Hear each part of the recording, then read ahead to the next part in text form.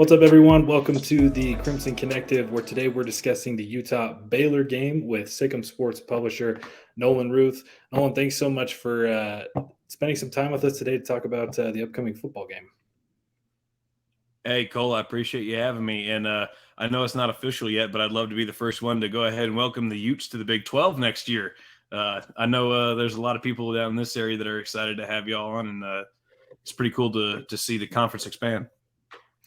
Yeah, I think it's going to be a lot of fun. You know, it's unfortunate the way that things went with the Pac-12, but since last year, since there was all the realignment rumors and whatnot, with how we predicted things to go the way they did, I'm glad that Utah was able to find a home in the Big 12. I think it's a great conference with great football, great basketball, and just a great place to be. It'll be a good fit. Obviously a couple other Pac-12 teams joining in the mix. The BYU is in there as well. So it should be a lot of fun, some good rivalries, some good competition in an expanding conference. So Baylor, obviously a great program in a lot of sports. Football, they've been, very good over the last couple years. And we've got a matchup on Saturday with Utah and Baylor, kind of a preview, if you will, of the Big 12. First off, just going to jump in. We're just going to talk about, the most difficult thing to talk about as part of this segment. What's the general feeling for Baylor fans right now heading into week 2 after a tough loss in week 1? It's not good, Cole. It's not good at all. This is a program that is 2 years removed from winning the Big 12 championship and winning the Sugar Bowl. And to have the year they had last year, going 6-7 and losing in the Armed Forces Bowl to Air Force, there's some demand, especially amongst just the community and the fans for success. And if they don't get it, I'm a little worried about the way things are going to go here. And head coach Dave Aranda and a number of the players at Big 12 Media Day back in July, they gave us a lot of reason to think that this was going to be a different year from last year. This is going to be a better year. And to be a 4-touchdown favorite over a Sun Belt team that, you've never lost to, and they come onto your home turf and, you lose by 11, that stings. Not to mention the injuries that I'm sure we'll get into later, but it's not a good feeling right now. I mean, we went from, having hopes of about an 8-4 year, maybe, hopefully a 9-3 year. And all of a sudden we're staring 1-11 right in the face. So it's not a good feeling, and something's going to have to change here in Waco. Yeah. I mean, I don't want to beat a dead horse too much here. I mean, obviously Baylor fans understand it. That's a brutal loss. I mean, it's not when you look at that schedule, you're chalking up a dub and you're chalking up a big dub and you're not even giving it a second thought. But, if you could summarize in just a couple sentences or maybe with one, maybe particular reason, why did Baylor lose that football game? They were undisciplined. That's the bottom line. I actually did a piece on it just on Monday. I talked about what went right, what went wrong. It's a series of articles I'm starting to do for Baylor on Mondays after game days, and I did my best to end on a positive. The special teams for Baylor looks really good, and so that was the one positive I had. But before that one positive, I had 3 negatives, and the first one was just undisciplined penalties. In the first quarter, there were 4 false starts. The first one came on 1st and goal at the 1-yard line and pushed them back to the 6. 3 plays later, they settled for a field goal. Very next drive, 1st down and 10. Another false start. Now it's 1st and 15. 3 plays later, they punt. Then they get a fumble. They start in Texas State territory. They had a 2nd and 9, I think. Got pushed back to 2nd and 14 because of a false start. Incomplete pass, false start again. Now you're looking at 3rd and 19, and they ended up settling for a field goal again to make it 7-6 ultimately. So we're talking about 21 points you just left on the board and in the first quarter, and that's why Baylor got down and was chasing Texas State the entire time. And then the rest of it was, in my opinion, loose coverage. I am not in any position to question any of the coaches on this coaching staff, especially because I'm new to the Baylor beat. But in my opinion, they gave Texas State a lot of room in the passing game. And so they weren't necessarily getting all these big plays. They were throwing for 5 to 10 yard gains, and those 5 to 10 yard gains turned into 15 to 20 yard gains. And that just, they held the ball, they drove down the field. So just undisciplined was the main thing on offense, and then defensively, just a lack of aggressiveness. I think they played a little too conservative. Just simply yes or no here. Can Baylor, are these things that Baylor can fix going into week 2, or is this going to take half a season or more to try to figure some of these things out? So you said yes or no. I'm going to say no. I don't think that they'll fix them in a week. The undisciplined penalties, probably. But, the lack of aggressiveness, that's probably going to take a couple more weeks to get settled. And they still have time to salvage this season. This can still be a good season for Baylor. They obviously they face Utah on Saturday. Then they host Long Island, which – before that's the Texas State game, that's got to be. I was talking up the automatic win. But after that Texas State game, I don't know. But it should be a win. And then they host Texas for the final time, and then they have to go on the road for UCF's first ever Big 12 game at home, which is going to be a very, very hostile environment. So I think off the bat, no, I don't think this is a quick fix. I think it's going to take some time. But this is a very salvageable season for sure. I'll say that. It's not going to happen this month. If they can fix it enough to go into Orlando and get a win against UCF, then that'll be the sign that, okay, we're okay. We can still salvage this season. But it will not happen right away, I don't think. Yeah, I mean, the first game of the season is always tough. Doesn't matter who you're playing. Doesn't matter where you're playing.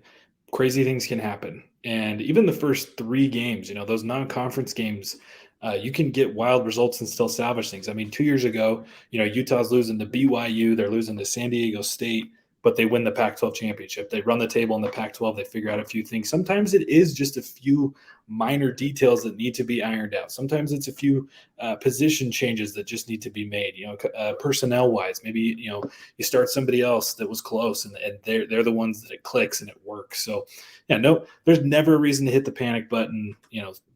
Seasons can be salvaged. Things can be changed that make a big, big impact. So Utah definitely needs to take this Baylor team seriously. Despite, a tough, brutal loss to that team, they're still Baylor. It's still big, Big 12 Texas football.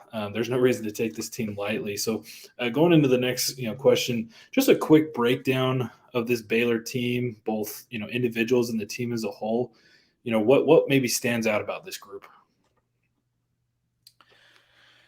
Number one, so the lead up into that question is, you're right. Utah shouldn't take this game lightly because Baylor's going to come out angry. They got exposed, and they got exposed in such a bad way that I expect everyone to come out firing. And like I said, lack of aggressiveness, I don't think there's going to be a problem this week. That won't be the thing that loses them this game. They're going to come out very hungry, very angry.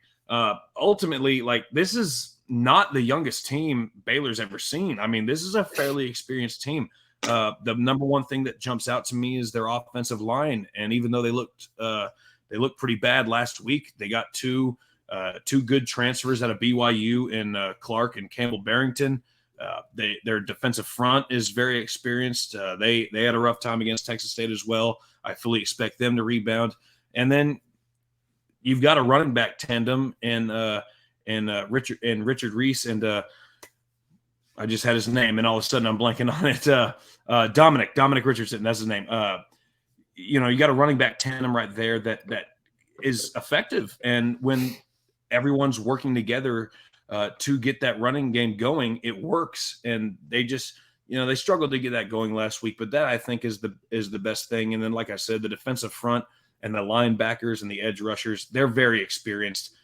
So there's going to be some anger and some hunger coming out of this week. This is not a bad team at all. No. There's a lot of them that I can go into, but I don't think we have enough time for me to talk about the entire Baylor roster. But Sure. this is a solid squad. I just think they got off to a slow start, and their best is yet to come. And like I said earlier, this is a very salvageable season. They got it.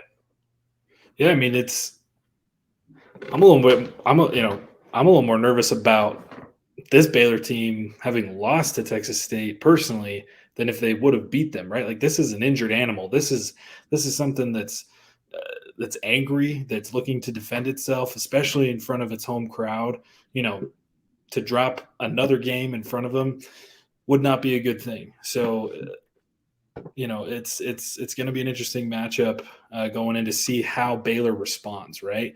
They could either, continue to just be an injured animal, stay on the ground and cover their face and play dead, or they could come out biting and kicking and clawing and scratching. And that's what I expect from Baylor. It's just too good of a program to just lay down, right? To lay down and just let the season go based off of what happens in week one. That's just not gonna take place. I want to ask you about Sawyer Robertson in just a minute, but starting quarterback Blake Shapen is out for this game. How will that impact Baylor's offense and just the team overall? I don't think anything's going to change. I know Blake is a great leader. At least he's grown into a great leader. He admitted himself during Big 12 media days that last year he wasn't the solid leader that he should have been for the team. I know that he's had a lot of growth, and you can see it in his press conferences as well, and just the way he's been carrying himself on the field. As a matter of fact, he didn't want to come out of that game, and Dave Aranda said that in his post-game press conference that Blake was actually asking to go back in the game, and Aranda just didn't want to do it. He wanted to save him. He wanted to make sure he was okay. I think Sawyer Robertson is a lot of the same kind of quarterback. I know that he and Blake have been working together every single day since the spring. And Sawyer himself also said that in a press conference. So I don't think anything's going to change. Thankfully, he's only out for a couple of weeks. It seems like.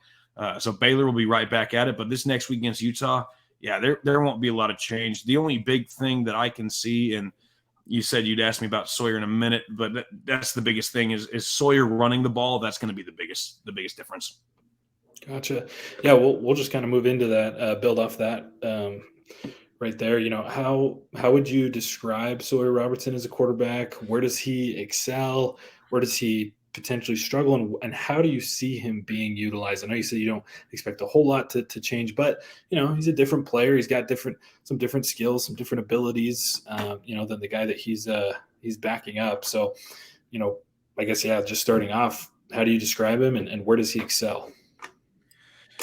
I'll start off with the one worry that I have about him because it's literally only one. I do worry about the way he comes to the line and reads a defense.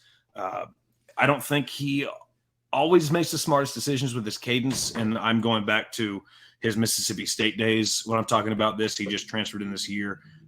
So, the way he approaches the line before the play, that gives me a little bit of concern, but he's very, very good once the ball is snapped at thinking on his feet and improvising, much like a Baker Mayfield kind of.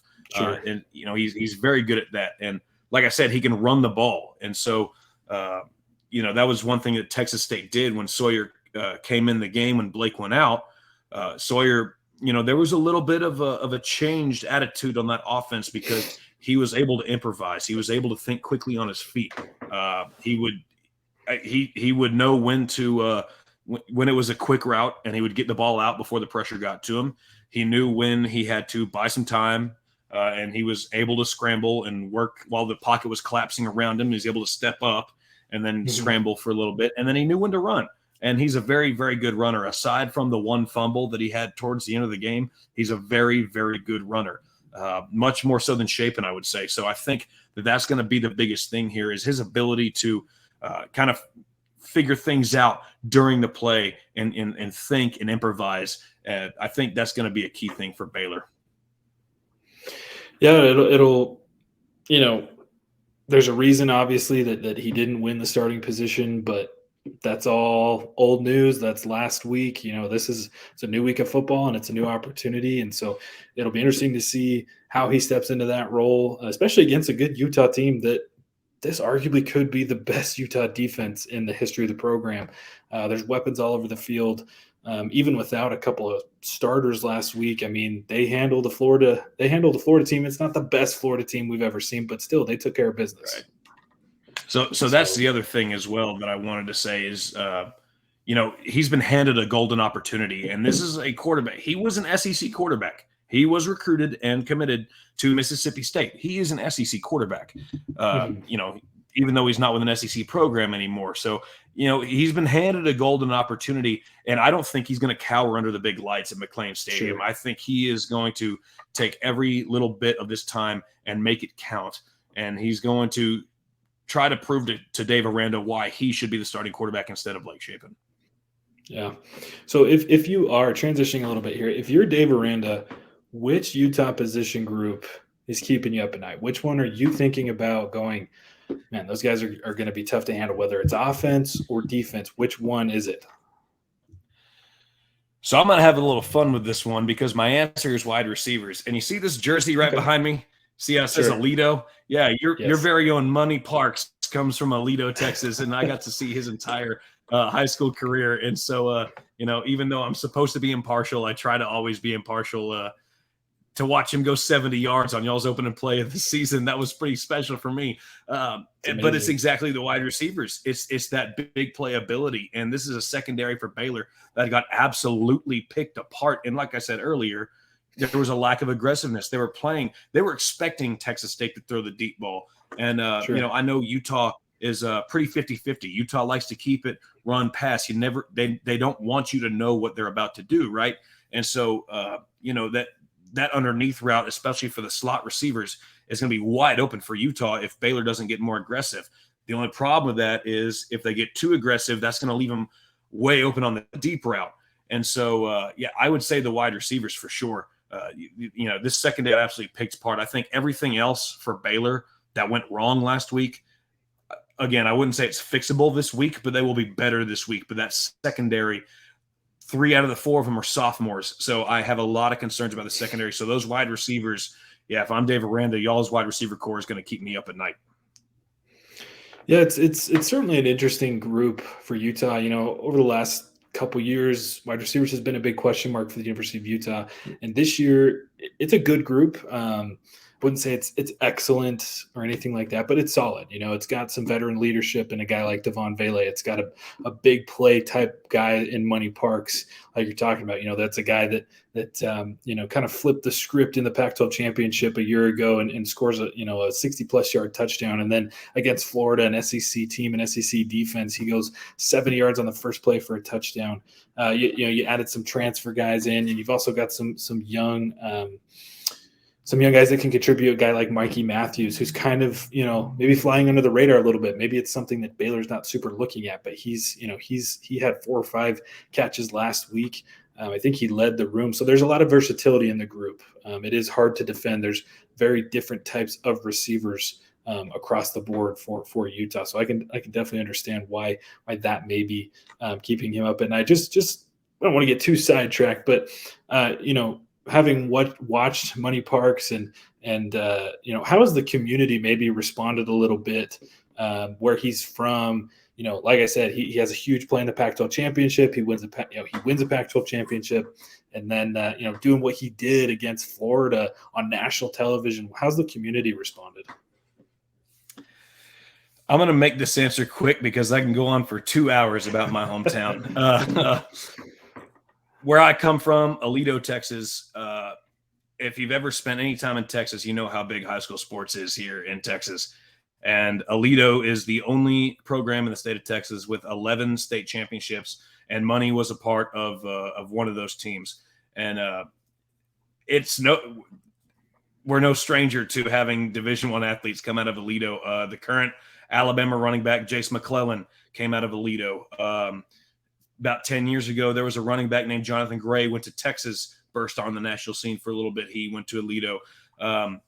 So, I mean, it's not the same as if we were a town of maybe, 300-400, and he was the most, famous guy to come out of Sure. to come out of our town. But no, our community in Aledo, they love it. And, I'm on message boards on Facebook and stuff like that. And just seems like at least once a week, there's some kind of athlete alumni update. And so they're proud of them. And I do remember that Pac-12 championship. The whole community was definitely going for the Utes in that game.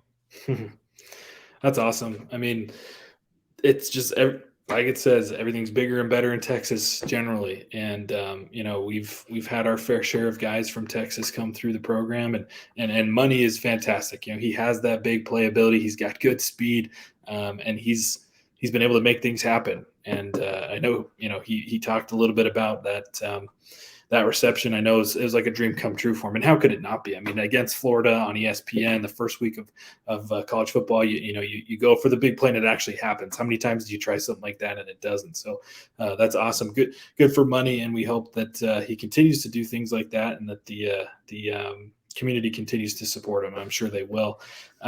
Just kind of winded down here a little bit. Do you have any keys to victory for Baylor, 2 or 3 things that you feel like if they do those, they'll be able to come out on top on Saturday?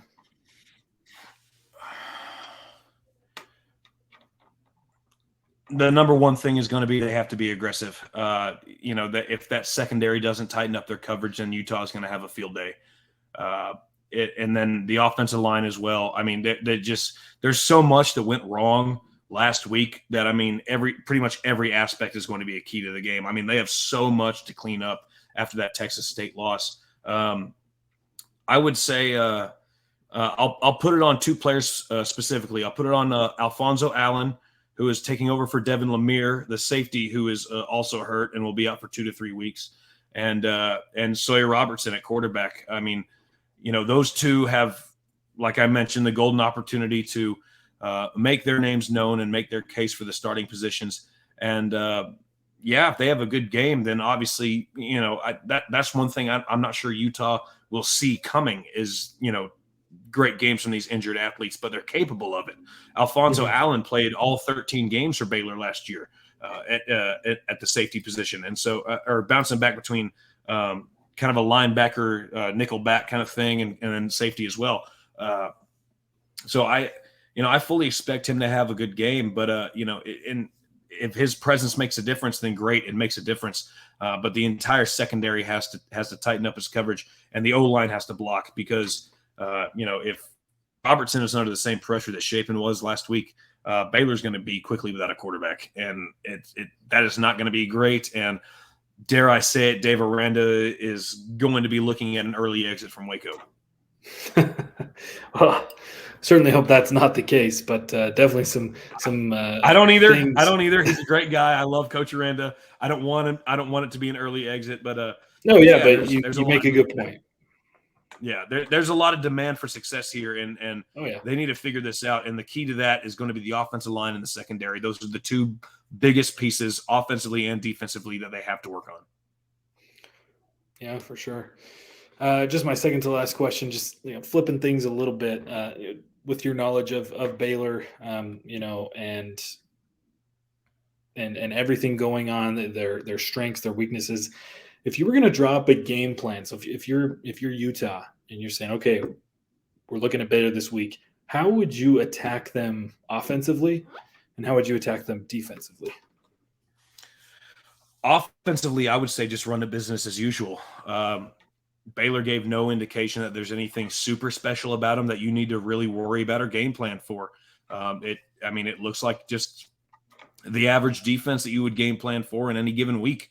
Like I said, the secondary obviously has some things to clean up, but as I mentioned earlier, Utah, I know the Utes like to be kind of 50-50, kind of run half the time, pass half the time. I would just say keep it business as usual. I mean, there's a lot broke on this Baylor defense at the moment, and based on what I saw against Florida, there are some gaps, but there's not a lot broke with Utah's offense. So I would just say business as usual offensively. Defensively, I would say do exactly what Texas State did and be aggressive. That offensive line was so flustered. They were playing on their heels. Texas State runs out of a 4-2-5, so they're pretty much running a nickel defense every single time. And with that, when I did my preview article and when I was going into the game, I thought that Texas State was going to play conservative and play back and try to stop the passing game. What they did instead was they blitzed those two linebackers and their entire defensive line. That's back 3 times. That's why they couldn't get the running game established. So yeah, I would just say be aggressive defensively because I'm not quite sure how this offensive line is going to take it. They definitely didn't give me a lot of confidence. So business as usual on offense. Be aggressive on defense. That's what I would say for Utah. That's generally business as usual for Utah on defense as well. They racked up 7 sacks against Florida. They're incredibly deep. The defensive ends are incredibly deep, as they demonstrated. The linebackers are incredibly deep. The secondary is solid. It's going to be. I think Baylor fans are going to be potentially surprised at how good and how aggressive Utah defense plays. I don't think that they're the stereotypical Pac-12 defense or stereotypical Western defense that's all about, big plays. We're talking about, USC, Lincoln Riley before this, about how it's all offense and there's not a lot of defense. That's not how Utah rolls. They're a very well-balanced team, and they come and they play hard. Last week we were talking with a Florida insider who says that, he sees a lot of similarities between Utah and SEC teams, how they grind it out, how they play hard. And I think Utah proved that in week 1 against Florida. They, like I said earlier, it's not the best Florida team this season, but it's still an SEC program. It's still a program with a boatload, with more 4 stars and 5 stars than, 3 stars. So, I would expect Utah to come in and like you said, business as usual on both ends of the football. Just my last question here for you. What's your game prediction? Do you have a score? Who's winning? Who's losing? How's this going to go? After last week, I cannot give Baylor the W here. I just can't. They didn't give me a lot of reason to believe in them. Like I said off the top of the show, we're looking at we're staring a 1-11 season right in the face. And I wish I could say I was joking, but after last week, there's not a lot to be positive about right now. I do hope that they bounce back. I think they'll bounce back eventually. But after that, I think they'll give it a pretty good fight. I think they'll find the end zone a couple of times. When the offensive line did its job, the Baylor passing game was really good. And I don't, even with Shapen out and Robertson in, I don't expect that to change. So I think they'll find the end zone a few times. But like I've been saying, that secondary gives me a lot of concern, especially if they are playing loose and not playing aggressive. So my prediction, I thought about this for a little bit, and I'm going to say 34-14 Utah. That's going to be my prediction. I think, there were some gaps with Utah's offense. Obviously, they're playing the Florida Gators, and the Gators are going to make adjustments and everything, and that's why it was, I think, lower scoring. I think Utah could have absolutely opened it up a lot more if it were someone other than the Florida Gators. I think there was a little bit of gaps to Utah, but I don't think it's anything to get in a fuss over. I think that offense is going to be clicking. They may get stopped a couple times, but nothing to worry about. It's definitely on Baylor to try to stay with it and make this a game. Like I said, I think they'll find the end zone a couple times, but I don't think it's going to be enough. So 34-14 Utah, you can lock it in. That's my official prediction. I appreciate your honesty. There's times where you chat with beat writers, you chat with guys that are covering programs, and they just go with the program they're covering because sometimes you just have to. But I think you're correct. There's still some question marks about Utah's offense, whether or not they'll be with Cam Rising this week or not. That could change. That obviously could change things. They were without him last week. The offense still got it done enough. It wasn't great. It was good enough. But what it comes down to for me is Utah's defense is going to keep them in this game, regardless of what happens. The key will be, if Cam is unable to go, and you're relying on the Bryson Barnes-Nate Johnson duo like they were last week, I think it's fairly low scoring. I think we're going to see something similar to what we saw against Florida. I would say something along the lines of 24-14, 21-14. mid to high 20s for Utah. And yeah, I think Baylor will find the end zone a couple times because it's a Power 5 Big 12 offense. They're going to. They have weapons. They'll move the football, and I think they'll find the end zone. But I do think Utah comes out on top by maybe an average of 10 points. Maybe, we're going, like I said, 24-14. Regardless of who's under center, I think Utah has enough to get it done based off how their defense is going to play. And hopefully as well this week, Utah's run game can get going. That was definitely a struggle, something they're generally known for, and there were expectations. The run game just didn't quite move as they had expected. I would hope that that's patched up this week and anticipate that it would be. So that's my prediction. I think they're very similar. I still think it's going to be a dogfight early on. I don't think it's going to be anybody chasing anybody really at any point in this game. So, Nolan, this was fantastic. Thank you so much for taking time to join us again. Nolan from Rivals Sic Em Sports. Fans can follow him at Real Nolan Ruth on Twitter. Nolan, can you share with our viewers where else they can find your stuff or what they should look for? If you follow me, expect a lot of Texas high school stuff. That's for sure. I kind of double up on that. So, you don't have to like or retweet everything, but with that though, little recruiting insight. I know Utah likes to tap into the Texas market a little bit, so maybe I'm seeing an athlete that the Utes are covering. But other than that, no, I pretty much talk everything. I talk NHL, MLB, NBA, NFL for sure. Around here, we're Dallas Cowboys fans, so I know that's not a very popular opinion everywhere else in the country, but I'm always open to a conversation. Just keep it civil. That's all I ask. We appreciate you, and fans should definitely look for you this week as Utah heads into Baylor. That is all the time we have. Thanks for watching. We'll see you guys next time.